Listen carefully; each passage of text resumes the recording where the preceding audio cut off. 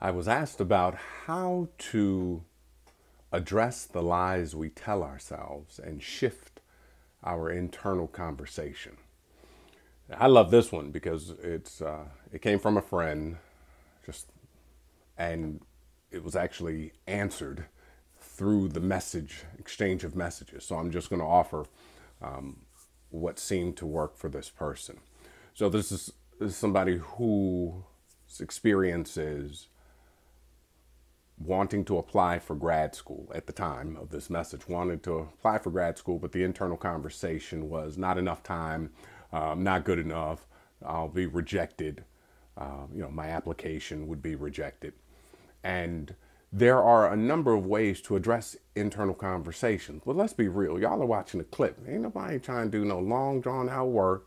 This isn't a therapeutic session. It's just designed to support you in a way that perhaps supports some unfolding of a new awareness or offers some new ideas for you to explore on your own. Or you can hit me up later and we can go into something that's detailed. So here's the short response. Forget all the where did it come from? From what place was my core belief birthed? How about this? Here's what I offered. Contact 5 people. Tell them you're applying for grad school by this day and this time. Ask them to send you weekly messages of encouragement. That's it. Once I offered that, she was able to quickly assess what that meant for her, and then she took action on it. And the beauty of it was the due date was in about 72 hours, within about 4 days' time. So there wasn't enough time for people to send a weekly message of encouragement, but they could do it daily, right? So sometimes taking the thing that scares us the most and putting it to work is being bold, is being audacious, is being creative, is being committed, right? Be, do, have. So who I'm being will give me some idea of what to do, and my doing seeks to align with what I desire to have. Now, there are going to be some moments where that's not going to work. Now, the beauty, though, is even in taking that action, she may have found that she came up against something.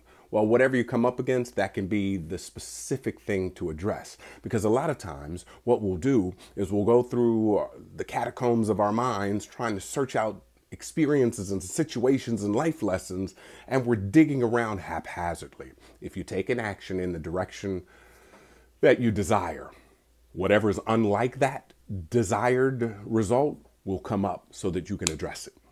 So for those that may want to go a little deeper, here's what I would say or invite you to consider as heart work, right?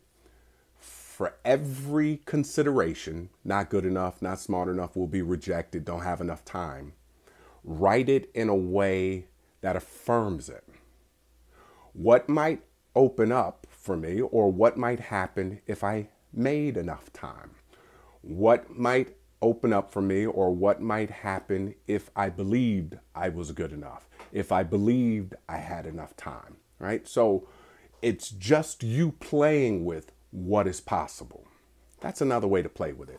But I'll be honest with you, sometimes you ain't got time for all of that, and that just creates an intellectual process. And that's part of, everybody's trying to intellectualize what an epiphany is or an enlightenment process is. Sometimes it really is as simple as saying, damn it, I want to go to grad school and I know I'm making up all this stuff.